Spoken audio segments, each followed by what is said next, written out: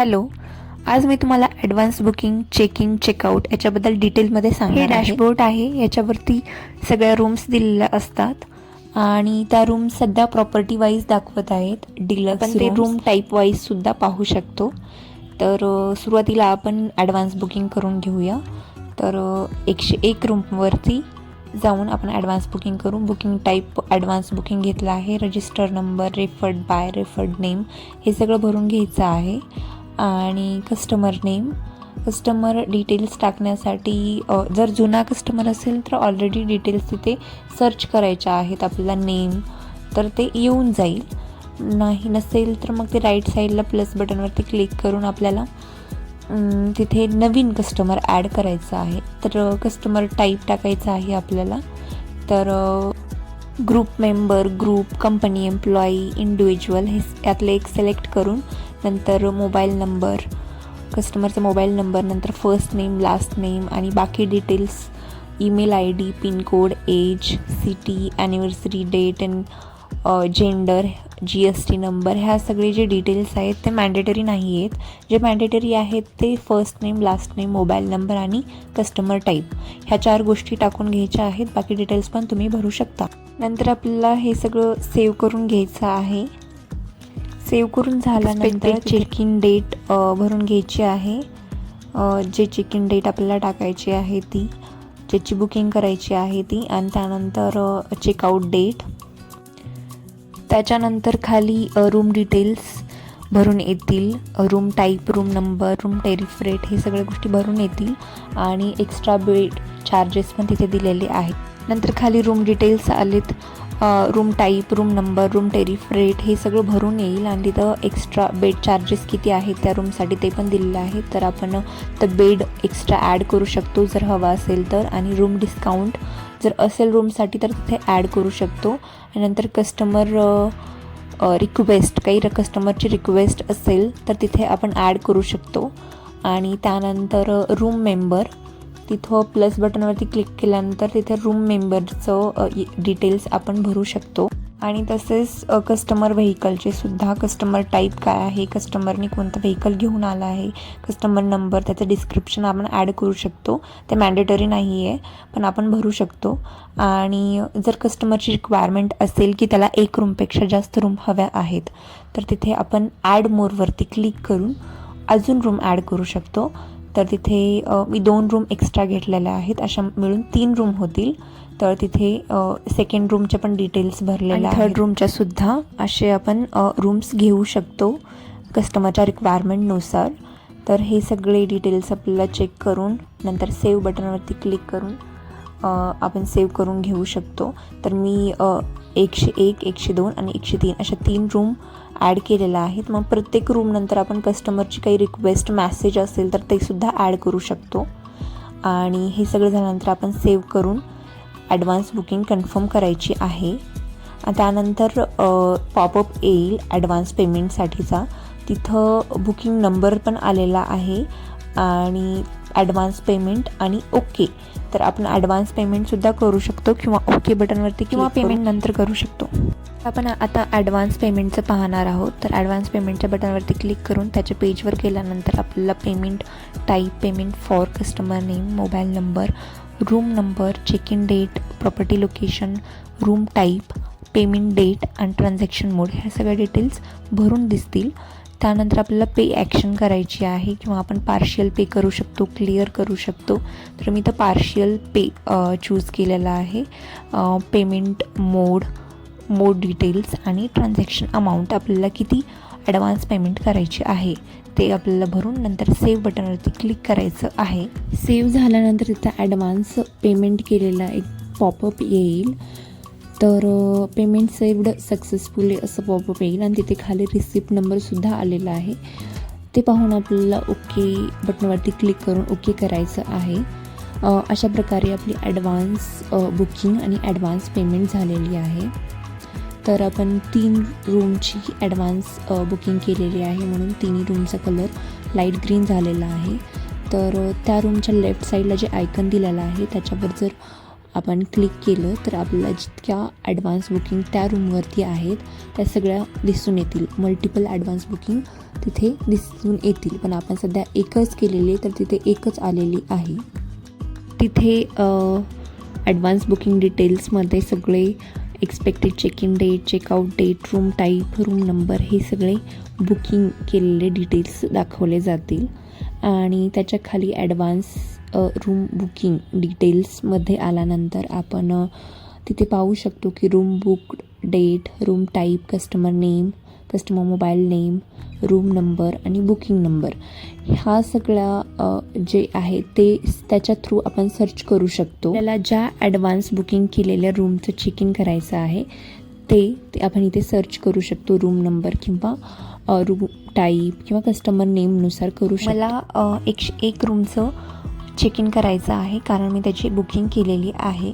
तर जे नेम दिलेला आहे ॲडव्हान्स रूम बुकिंग डिटेल त्याच्याच खाली जी booking number, expected check in date, checkout date, room type, room number, customer name, mobile number, advance payment amount आणि रूम टेरिफ रेट त्याच्या साईडला जे ॲक्शन दिलेलं आहे तर जस्ट खाली जे ॲरो दिलेला आहे तिथून आपण चेक इन करू शकतो.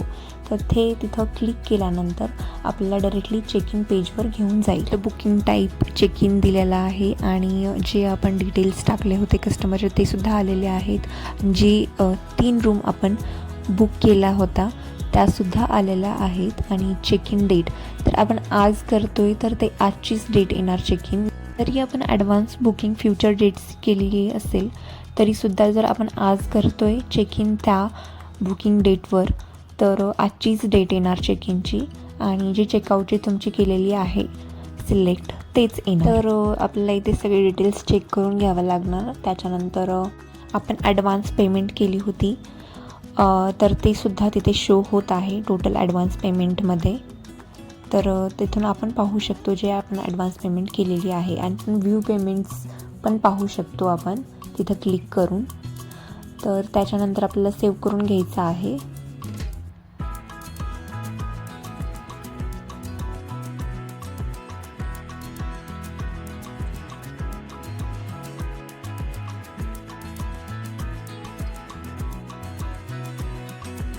सेव्ह करून झाल्यानंतर तिथे सुद्धा पॉपअप येईल ॲडव्हान्स पेमेंट करण्यासाठीचा. तर आपण करू शकतो किंवा ओके करून नंतर ॲडव्हान्स पेमेंट करू शकतो. तर आपल्याला 3 रूम सुद्धा चेक इन झालेला आहे. कस्टमर स्टे करतो आहे तिथे म्हणून त्याचा कलर डार्क ग्रीन झालेला आहे. अशा प्रकारे आपण चेक इन करू शकतो. यानंतर आपण डायरेक्ट चेक इनचं पाहूया. तर जी रेडी टू सेलला रूम आहे त्याच्या राईट साईडला जे 3 डॉट आहे तिथून आपण डायरेक्ट चेक इन करू शकतो. जस्ट ॲडव्हान्स बुकिंगच्या खाली जो ऑप्शन आहे डायरेक्ट चेक इनचा तिथं क्लिक केल्यानंतर आपल्याला त्या पेजवरती घेऊन जाईल. तर बुकिंग टाईप चेक इन आणि register number, referred by, referred name हे सगळं भरून घ्यायचं आहे. आणि मी सांगितल्याप्रमाणे कस्टमर डिटेल्स आपण इन्सर्ट करू शकतो, ॲड करू शकतो नवीन किंवा जे जुनी असतील तिथं सर्च करून. तिथे जसं मी करत आहे सर्च तसं सर्च केल्यानंतर आणि सिलेक्ट केल्यानंतर तिथे सगळे डिटेल्स भरून येतील. आणि नंतर चेक इन डेट तर आपण डायरेक्टली चेक इन करतो आहे त्याच्यामुळे आत्ताचा टाईम आत्ताची डेटच येणार, फ्युचर पास्टची डेट वगैरे येणार नाही. आणि चेकआउट डेट सिलेक्ट करायची आहे. तर तिथे रूम डिटेल्ससुद्धा फिल्ड येतील. तर आपल्याला जर काही कस्टमरची रिक्वेस्ट मेसेज असेल तर ते सुद्धा ॲड करू शकतो आपण. ते सगळं झाल्यानंतर आपल्याला सेव्ह बटनवरती क्लिक करून चेक इन करून घेऊ शकतो. आणि तिथेसुद्धा पॉपअप येईल ॲडव्हान्स पेमेंटचा. तर आपण ॲडव्हान्स पेमेंट असेल तर करू शकतो किंवा ओके करून नंतर करू शकतो. अशा प्रकारे आपण डायरेक्टली चेक इन करू शकतो. जे ॲडव्हान्स बुकिंग असलेल्या रूम्स असतात तिथेसुद्धा त्या 3 डॉट्समध्ये ऑप्शन असतो डायरेक्टली चेकिंग करण्याचा. आणि जे रेडी टू सेलला असतात त्याच्यामध्ये तर असतोच. आणि फक्त डेट सेम नाही झाला पाहिजे त्यावेळी ते बुकिंग होणार नाही. यानंतर आपण चेकआउट कशी करायची ते पाहूया. तर जी चेक इन झालेली रूम आहे त्याच्याच 3 डॉटला चेकआउटचं ऑप्शन असतं. तर तिथून आपण त्या पेजवरती गेल्यानंतर आपल्याला सगळे डिटेल्स चेक करायचे आहेत. आणि सगळे डिटेल्स चेक करून झाल्यानंतर आपल्याला सेव्ह करायचं आहे. सेव्ह करून झाल्यानंतर तिथे आपल्याला चेकआउट रूमचं पेज ओपन होईल. त्यामध्ये पूर्ण जे अमाऊंट आहेत, रूमच्या रेट्स आहेत, जो काही टॅक्स लागलेला आहे तो, आणि जो आपण एक्स्ट्रा बेड ॲड केला असेल तर त्याचा चार्ज, आणि फूड चार्ज, लॉन्ड्री चार्ज, आणि काही अदर चार्जेस असतील तर ते लागतात.